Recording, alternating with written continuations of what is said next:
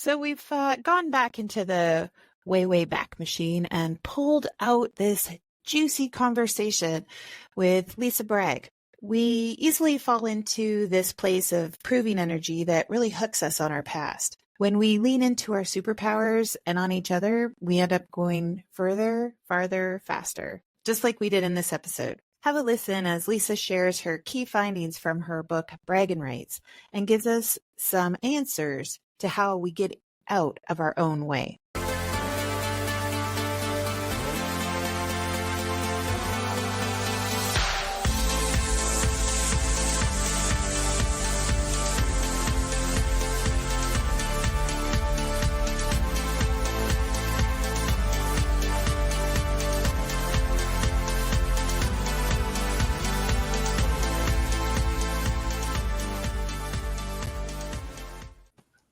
Hello, everybody. Welcome to another episode of Kick-Ass Conversations with Louise over there and Kim right here and Lisa. Lisa, we're going to learn a little bit more about you and then have some wonderful conversation today around your new book. But we want to start this week how we do every week. We want to talk about what we're all celebrating. So what is something that you're celebrating this week that you just feel really good about? Well, the book is out in the world, but it's more than that. Now what I'm seeing is somebody wrote on a post that my book gave them courage. And that was like happy dance central here. Like when you see that something that you've created has changed or helped someone, that's the happy dance scenario. So I had that one. And then I had another one where it was like, okay, it's making a difference to someone else. And it's not just about book sales or anything like that. It's actually something that people are saying that I'm in their heads. Like it just sounds like, I love that. But it's like, okay, so it's changing. It's changing you. It's helping you. I'm in their heads that they're doing something that they wouldn't have done before. And that's really super exciting and something I'm going to celebrate all weekend long, that it's feeling that I'm making a difference. So yeah, that's... I love I love that. And I'm so happy for you. Yeah. Thank you. Louise, what are you celebrating? I am celebrating optimism, believe it or not. And my just wanting to lean in a little bit farther into places that I am not sure about. And so just knowing that whatever is out there, there is a solution to my problem. And I will get where I need to go when I need to get there.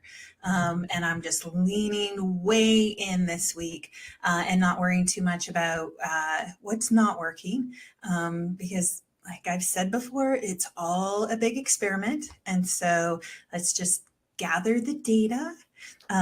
What's not working, leave it behind. And yeah, leaning way in. Like I feel like I'm leaning like way over that cliff sometimes. So, but it's okay. I haven't fallen off yet. And even if I do, I probably have a parachute, so I don't need to worry.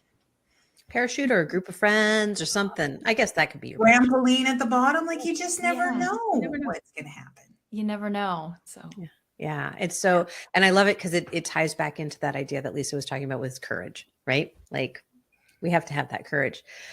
Yeah, I'm celebrating the fact that I opened the doors to a new program today, and I had been really nervous about stepping fully in, leaning fully in, because this is generally when I run workshops and programs, I lead with the strategy and then I weave in kind of my goddess energy and that softer side of the divine feminine.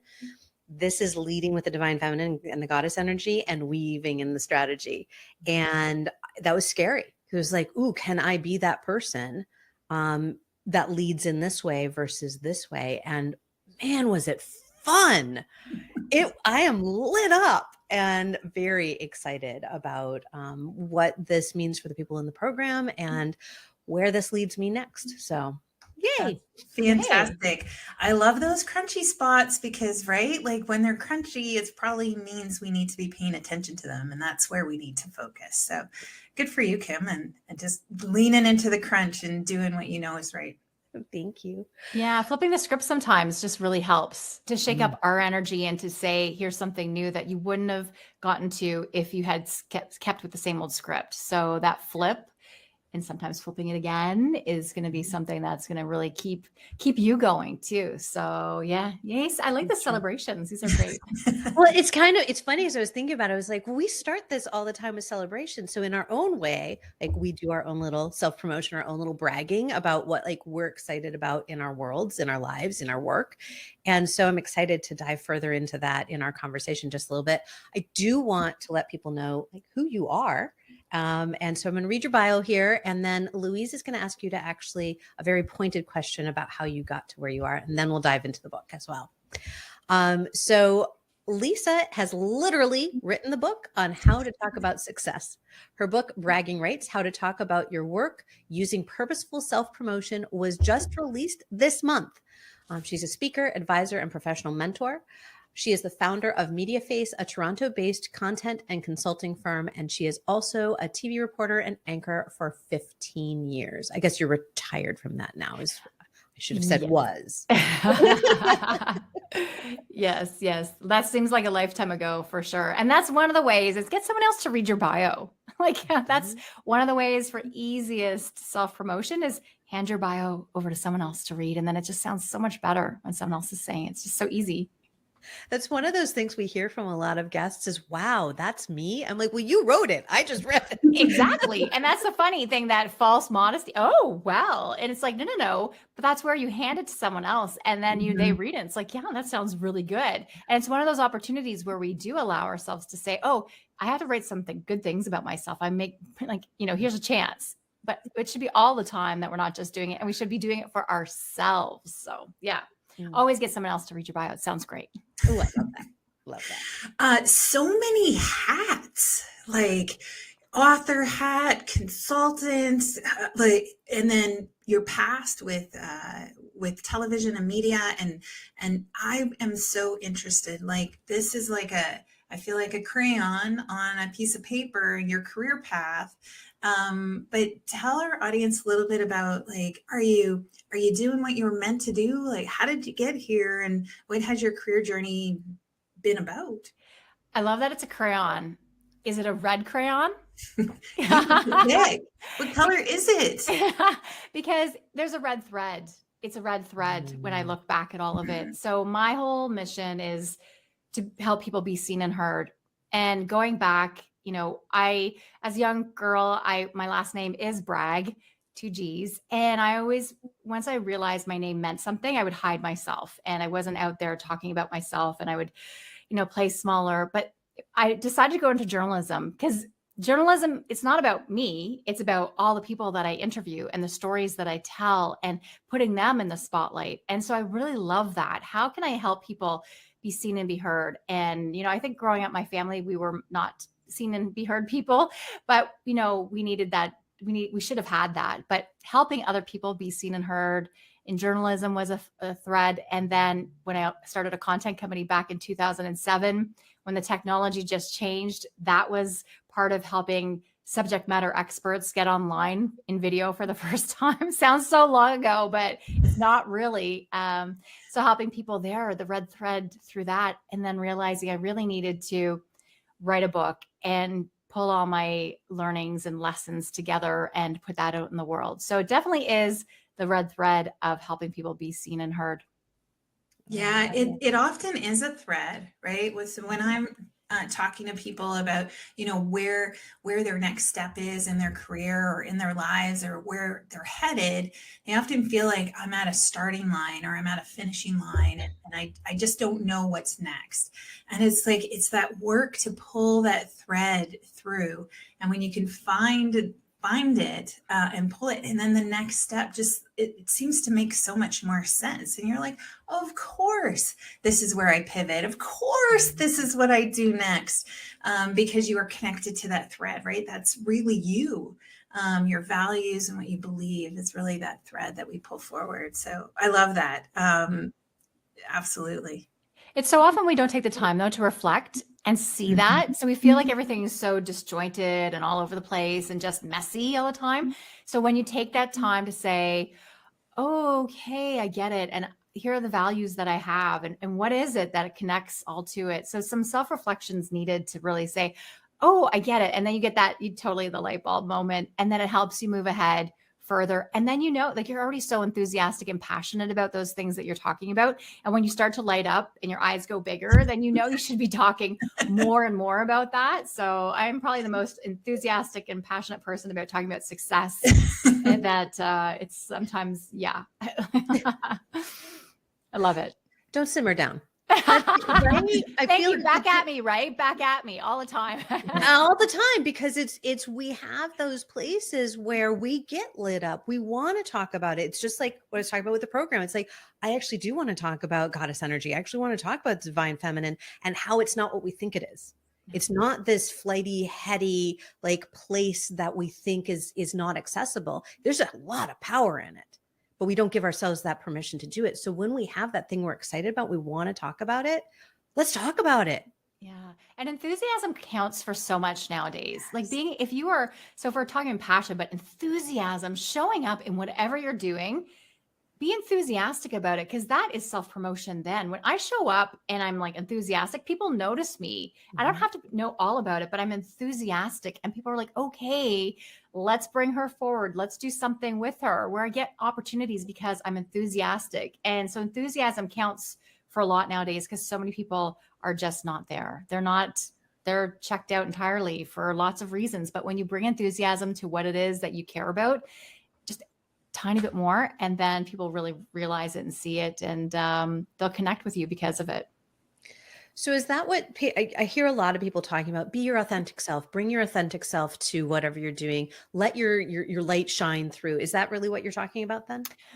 Well, I believe in letting your light shine through, and I believe about being that enthusiastic and passionate, but I'm always cautious when people say, bring your authentic self to work. I do think it's a bit of a trap for some people, because what does it mean? Does it mean showing up as you are in your track pants to different things? Are you a clown in one place and then you're going to go be a clown somewhere else at your wedding, or what? You know what I mean? Yeah, I really believe we are in theater still, and that might be a little bit old school, but I do believe you show up for the opportunity in front of you. And I think that's where we see a lot of things happening in the background, where people have sets where over there might be a mess, so I think we still are challenged with the word authentic. But I think the more you show of yourself, especially when you have any power in the realm that you are in, that helps everyone to show up more so as themselves. So if you have more power, you can definitely be much more authentic, and you can definitely be much more vulnerable than some people who have less power. So I'm always worried about saying, be your authentic self, show up with all your warts, where, it's a little bit of a challenge. But I will add to that, we are humans having a human experience. And the more we take off that I'm perfect mask, the better for all of us. And that's where I want people to talk about their successes, because then we'll show people how to go forward together. So it's there's a big dance to all of the nuance to the word authentic for me, but I really want people to watch out for that perfectionist trap and all the caveats that has along the way. Yeah, showing up for the opportunity that is present, right, is key. If you really are a clown, then join clown school. Like, there's a place for you, right, to lean way in and find an opportunity. But when you can be like your authentic self, is that all those building blocks, all of those values, right? If you value humor, find a place that values humor, and you're going to be more aligned with showing up as yourself. But to use it as an excuse for misbehavior, I agree. Yeah, we can fall into that trap pretty easily. Yeah, but I do like that. We are now connecting more and more based on values, because there's so many more of us. We're connecting in so many ways. And so people want you to signal, what do you stand for? Because I don't want to be surprised that you and I really, while we can agree on so many issues, but some of the other things, if we don't agree, that might cause some issues. But we are humans having a human experience, and I want us to connect as deeply as possible, but signaling our values more and more. And it's like, here are the things I'm interested in, and here's the things that light me up in the world. And it may not have anything to do with all the things that, you don't talk about necessarily, but it has to do with like that I enjoy these things and I'm this kind of person, and it resonates with other people. Yeah, absolutely. I was just speaking with a client earlier today, actually, who brought to his team a values exercise, and they all walked through their top 3 values to see where they were aligned and where they weren't. And, some values very, very similar, right? And it played nicely together, but it gave people such a great opportunity to say, even though like we might value the same thing, it shows up differently in our lives. And then how do we support each other through that? Somebody who values family, right, as their top value, be very different than someone that values innovation or learning. They show up very differently at work. But when we can connect those values and really just start to understand to say, like, this person just looks at problems differently, that's fantastic. We want to be surrounded by that. But we also want to be able to connect with people on that deeper level, and be able to see how we can support each other live our values. Louise, I really like that so much because it moves us from where we've had for a long time this transactional relationship where really where we need to go in everything that we do is much more from service and transaction to that experiential and transformational in our relationships. And so I feel like we've been through such a give me this, give me that, and it's transactional, but how do we move much more to experiential and transformational? I think that's where knowing your values is that it's not just a transaction between us. It's that we actually know how we want to serve each other and show up for each other in a deeper way. So I really appreciate that. It's interesting listening to the two of you. I want to circle back on this word authenticity for just a second, in that I 100% hear you when we don't want to encourage somebody who it could be detrimental for them to show up authentically if it's not in alignment. Right? Authentically in their values, if it's not in alignment, if it's not safe in the environment that they're in. And that's a reminder that not every job, not every organization, not every business that we own, not every book that we read, not everything is going to be meant for us. And so how do we then start to define what is meant for us? And values is definitely a place that we can lean into. Lisa, what are some of the other ways that you have seen as people start to define success, that they are able to find what is meant for them? I think it's taking an inventory of what makes you remarkable. What are the things that really are about you? And, people will say, well, here's how I'm better than everyone else. But that's a competitive stance. And, unique is another good word, but it's hard to be unique when there's so many of us, and different too. Those are hard words.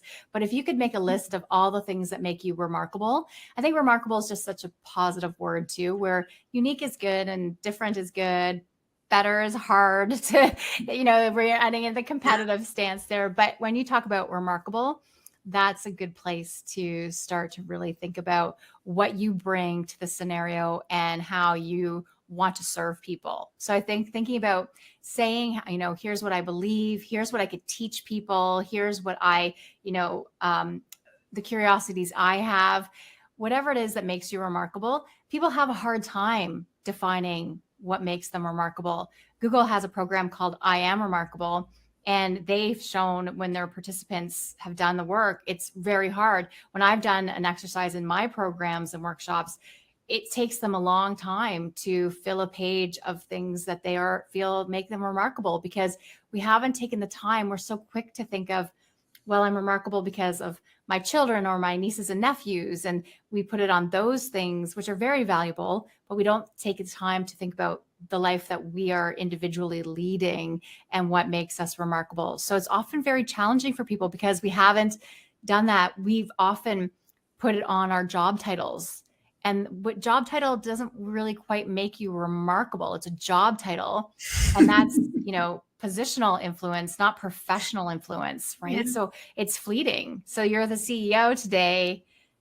Are you tomorrow? Right. So what is much more remarkable, because that's a little backpack for you, or luggage, or whatever you want to take it as, that you can take wherever you go and transfer to so many places. It's what makes you remarkable. And it's, it makes things safer to know that how you shine and what makes you remarkable.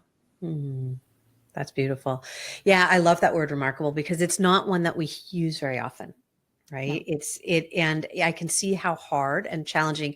I was sharing before the show that there was a woman that I work with, and we talk a lot about proving energy. And so we can go to that space of, I have to prove to them that I am an expert, that I am all of these things, that I am remarkable, instead of owning the parts of us that are remarkable. And so I like that inventory idea, carrying that backpack and saying, no, this is what makes me remarkable. And I don't have to prove it to anybody.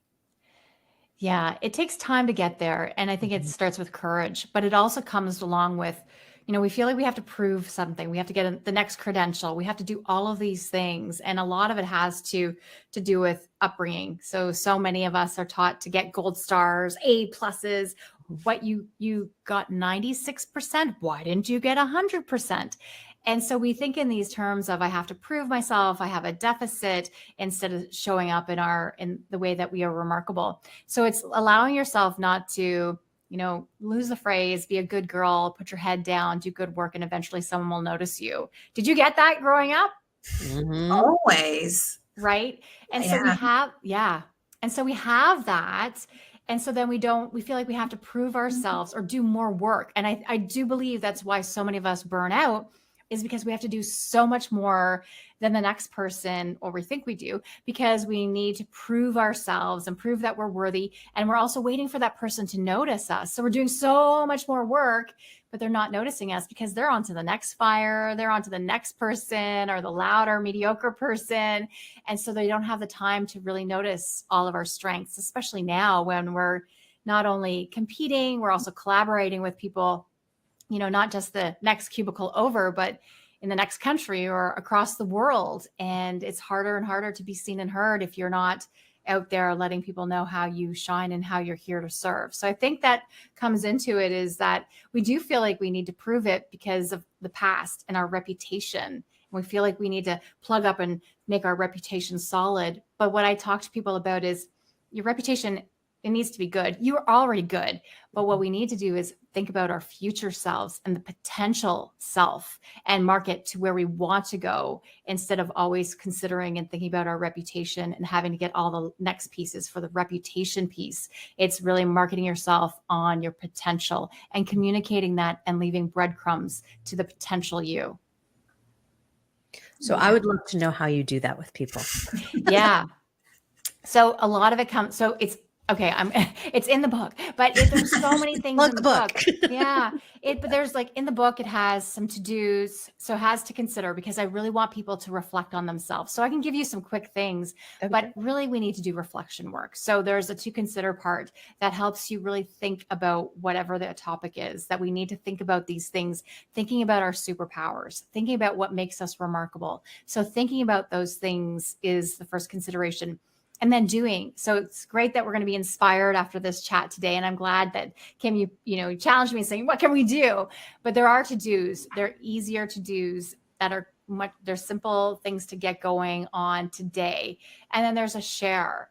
Each chapter has a share, because I believe this is work that, while self-promotion sounds like it's all me, it's really about how do we partner with each other and share what we're doing. So there's a share part where we can go together, because I really believe we go farther, faster when we go together. So it starts with the individual, though, doing reflection and action, and then how do we do it together? So your question, though, is how do we do this? But it's a long time. It's having courage. We always wait for confidence. You won't have confidence. You need a step of courage. Take that one step. And that's where that person who made a post today said, I made this post. I had courage because of your work. Okay, you had courage to do it. You knew that it was supposed to be out there in the world, that people are supposed to see this. Put it out there and see what happens. And it's just taking that one step, showing people some way. And it doesn't have to be on social media. It can be wherever you like to communicate. It can be with yourself first. So starting your own brag book and connecting all of I always caution people to go way back in time, because that just becomes one of those rabbit holes. But anything that people have sent to you in the last 2 weeks and going forward, grab those little things, those kudos, those thank yous, the job well done's, and keep them. And also, what do you feel that you did that deserved a kudo or a pat on the back, that you should be doing that to yourself? Write them down and have them. And if you are employed, don't keep them on your employer's server. Whatever you're allowed to download and copy and paste, do those things, because servers and emails, things blow up still in this world of ours.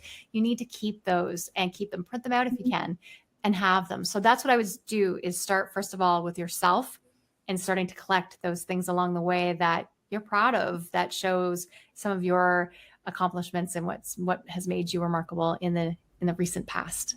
Mm-hmm. Love that. I do a lot of that work with my the entrepreneurs that I work with. That confidence part that you were talking about. The confidence just doesn't magically come online. It just doesn't. People expect it to, or they wait till I'm confident to do this, and then they don't get there. And then it's like, well, I'll do it when I'm confident. Well, I'll do that when I'm this or that.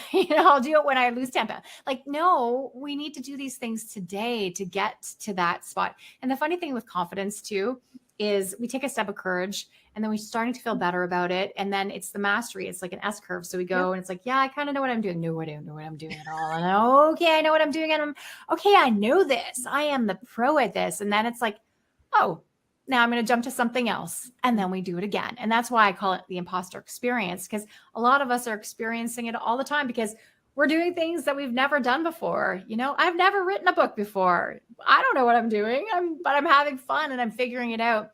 And I'm having steps of courage as I go. And then I'll do something else, and we'll keep building onto ourselves. We're just not meant to do the same thing anymore.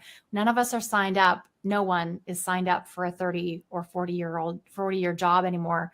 We're no longer part of the factory system where this is the job that you will do for the next 30 years. No, our jobs are changing all the time now. Our roles are changing. Our positions are changing. So our minds need to also change and have that pivot opportunity. And so this is all that suitcase, luggage, bag, that will help you to move forward without baggage.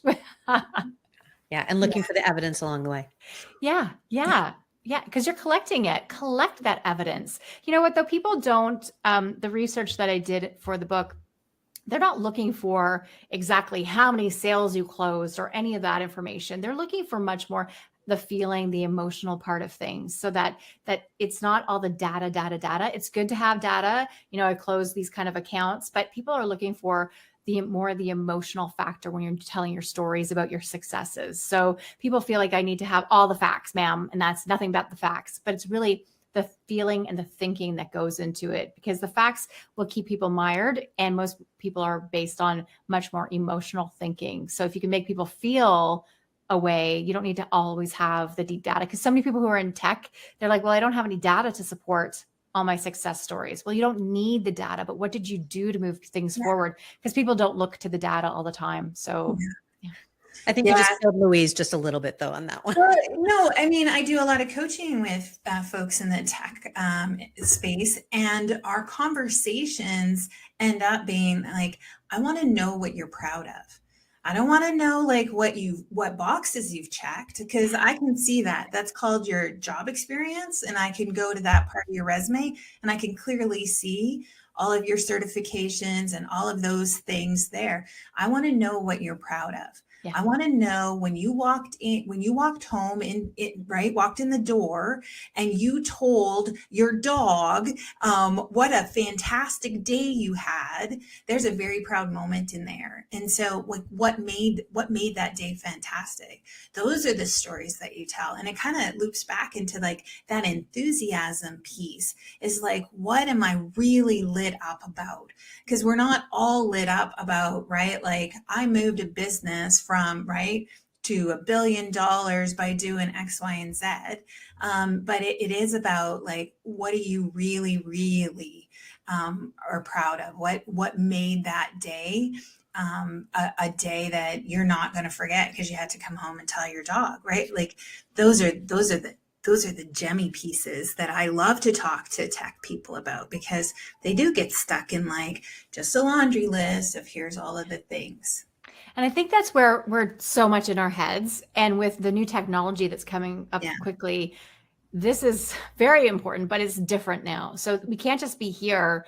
We are moving much more to heart-centric. And then I'm even going to say it, which I'm sure your tech people get freaked out about, is that intuition, that gut piece. And CEOs sometimes get freaked out when you go there. But so often it's much more about, we do need this, but we also need the heart now. And then also, what does our intuition tell us? And that comes into it, where what is the story behind all the boxes being ticked? Because AI can tick all those boxes too. What are you bringing that adds to the story that really makes something even more so than what it was before? And so it's not just that we've ticked these boxes, but it's really how to then tell a story beyond those boxes. How did you make, when you tick those boxes, what happened in the world? You know, the who, what, when, where, why. What happened next that really made the difference? The boxes just don't tell us enough of a story. Yeah. It's so interesting that you said that, because one of the things that I've been playing with a lot in 2023 is this idea of not using the question how. And you just listed off every other question but how. And because it's not about the how, it's about all that other stuff. Gee, my journalism people would be like shocked. But you know what? The how gets us stuck though, doesn't it? 100%. The how am I going to do this? I don't know. Just do it. Like if we worry about the how too long, we get so stuck in here and then nothing moves forward. So thanks for pointing that out. You're welcome. Yeah. And I love what you were saying too, Lisa, about like being remarkable and how we struggle often with just saying how we are remarkable. Being able to step in and lean into a place where we want to own it, right? I talk about superpowers, and it's like, that's your cape. Like, just like own it, own the costume, own the attitude, like own all of it. But we often shy away from that because it does feel very vulnerable, because now it's like, oh, but now I look different.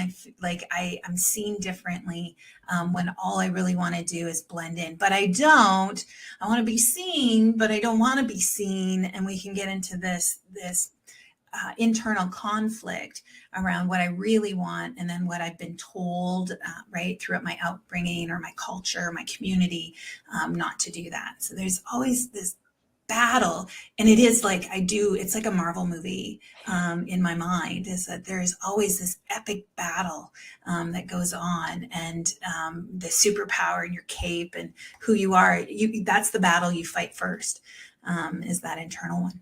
And, you know, for a while there, I felt so frustrated with what I was doing in my content company. You know, I really would say to myself, I need people to get off my cape. Get off my cape. And in the end, I think I was the one standing on my cape, right? So, because I love that idea too of a cape and just going. But I think a lot of us, we stand in our own way, but it is cultural. It is, and I did research for the book that looked at all these different, you know, people. It is the largest research survey on bragging and self-promotion, and people told me all the cultural things that people would say. You know, well, what will they think? You know, like who's the magic they, or the cream rises to the top, and we get, you know, there's so many of them, but it's just that attitude of just play small, because we're still stuck in this factory era. So long time ago, we would tell each other stories of success so that we could thrive. Mm-hmm. And then we moved into communities, you know, we started to have rulers, and they would, you know, we wouldn't want to stick out too much. And then we're, as an agricultural society, you know, people knew what our strengths were. They knew what we were horrible at. They could see it right in front of them.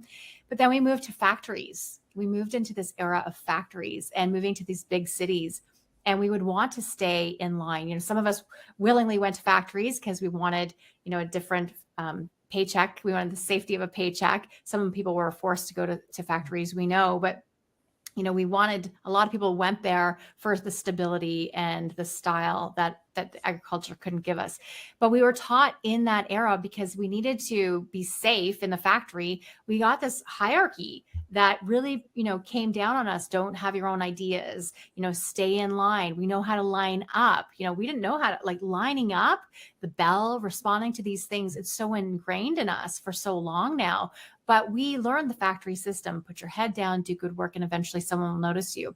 And a lot of that is because the factory owners, they didn't want us to stand out, because then we would mess up something, and they didn't want to think about us. Just be that, you know, the population was so large coming into these factories, they didn't want to have to think about us. So don't say anything. You don't want to get fired. Okay.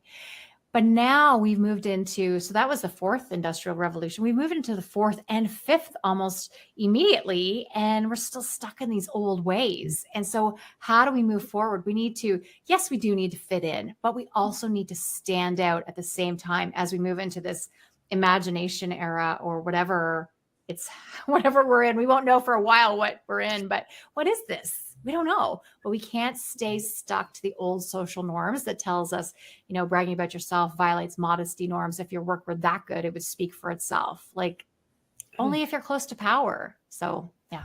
Yeah. Oh, yeah. So I am fascinated. Like, what drove you to do this research and to write this book?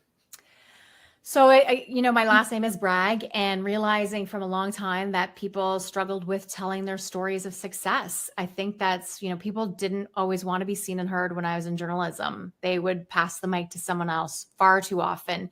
And it would be the same people that maybe shouldn't be stepping up to the mic again and again and again. And I was always a little bit of a rebel that I wanted to find different people. So I would go to the unusual source and say, hey, you're the expert. Let me interview you. And she'd say, oh, no, not me. Go back down in the hall. So I, really wanted to help people to be seen and heard. And I realized it with, so my background, understanding my last name, doing the research, the literature review, I realized that, all the research, a lot of the research that had been done on US university students. So people who were 20, 21 years old, 22 years old, they, in a very small sample too of the research. So there weren't that many people in the research surveys or in their different quantitative experiences. And so I found that the research was lacking and interesting in some ways, but lacking in other ways. And so that's where I decided to do an international research survey and collect data and information from people all over the world and hear what they had to say. And so it was really interesting what I got back.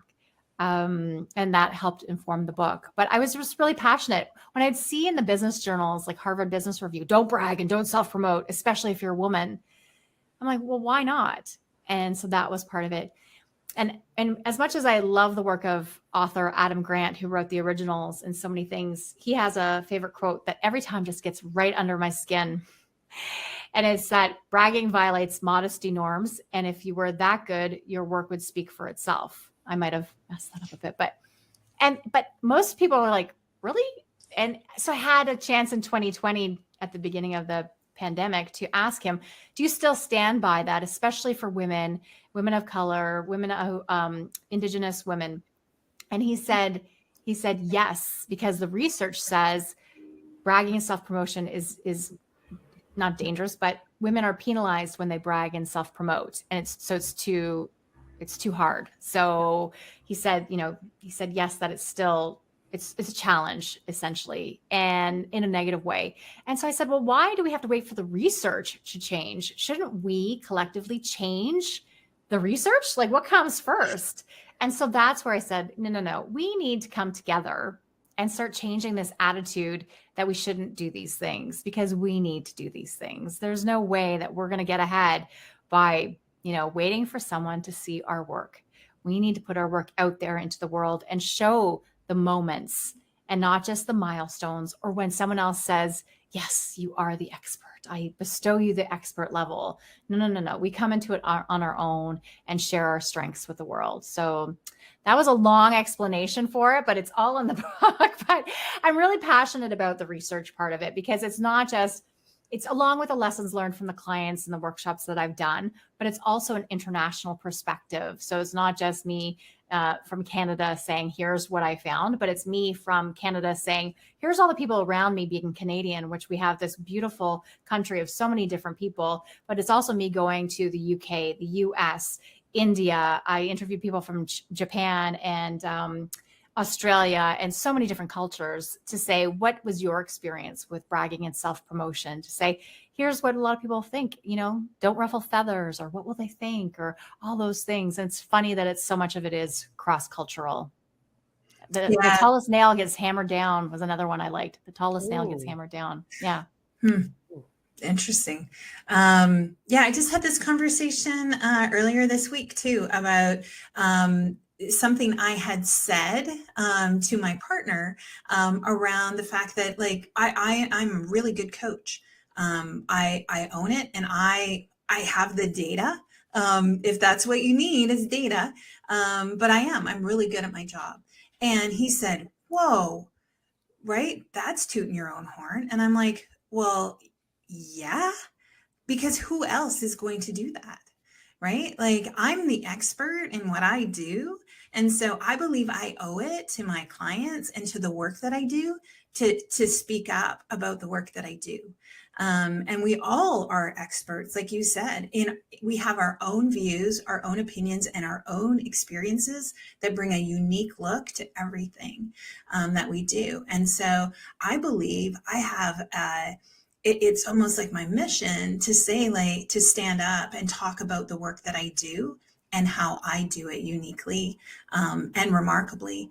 That's how I feel I owe the work.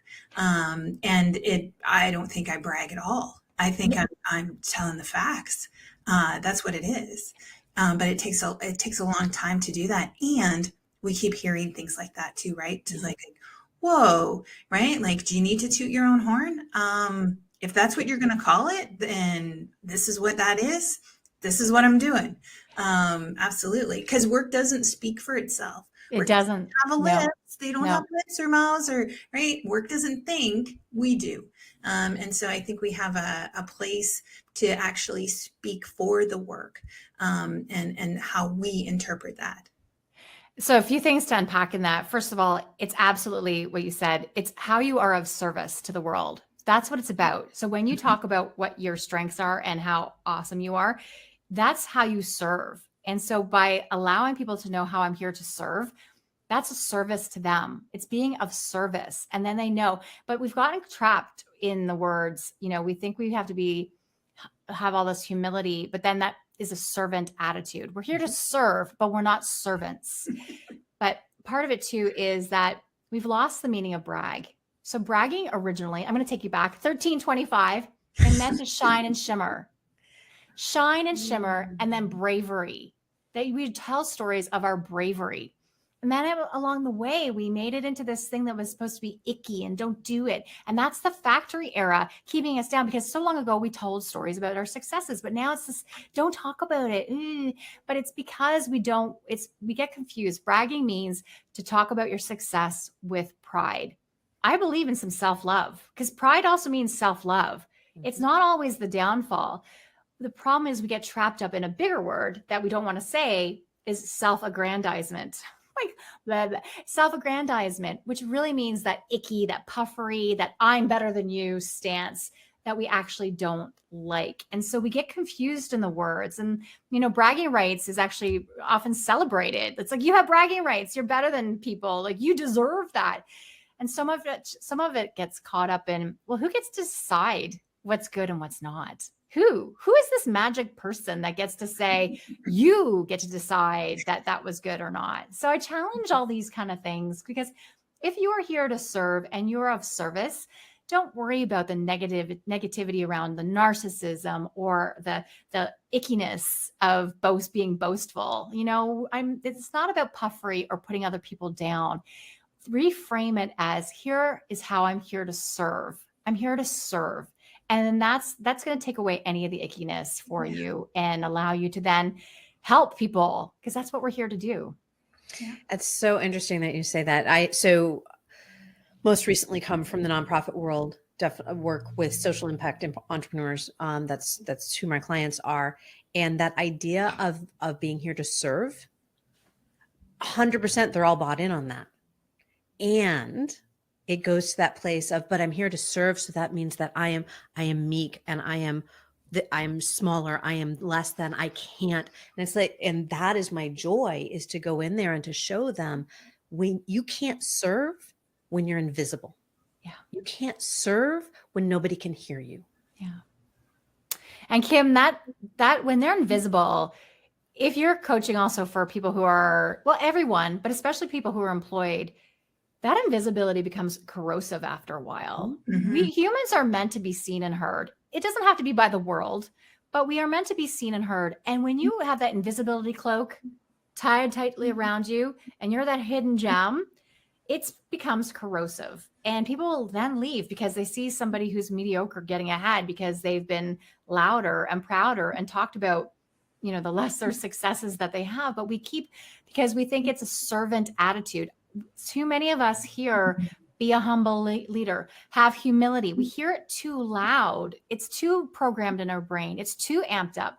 And so we are in this attitude of servant leadership, which means, yes, I am here to take care of my people, but I also have to take care of myself. And so it is a balancing act. It's not the bravado of hitting our chests, but it's also telling people I'm of service, but I'm not a servant. And it's language, but it's nuanced. But so many of us get caught up in that servant thing. And I'm meant to be off to the side and called upon to come in when you need me because you're ringing a bell. Like, no, right?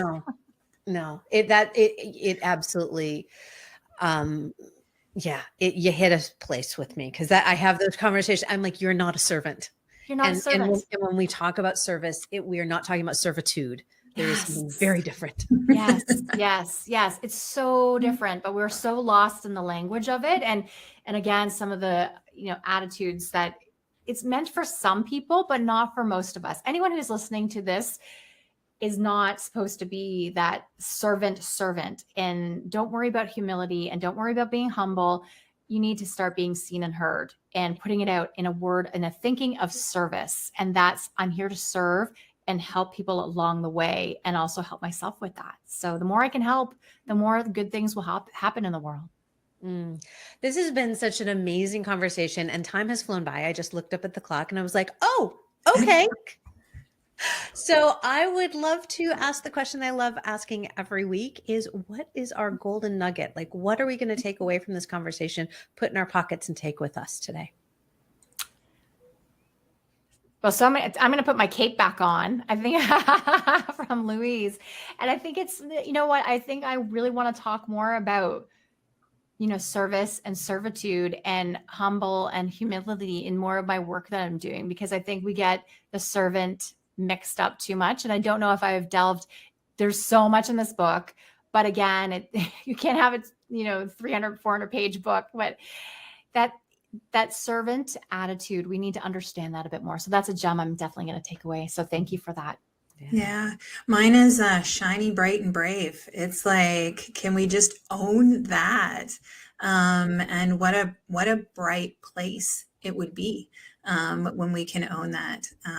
So I love that. I love that definition of brag because it really is about that. And it does take bravery to step into that and to own your remarkableness.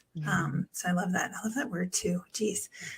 So many good. I bet the next time I listen to this episode, I'm going to come up with a different golden nugget because we just hit all the high notes today. I loved it. I love this conversation. Thank you. Yeah. And mine is definitely that inventory of what makes me remarkable. It is absolutely, to what Louise just said, I love that word. And I will absolutely be incorporating it in things that I'm doing for myself and for others as well. Yeah.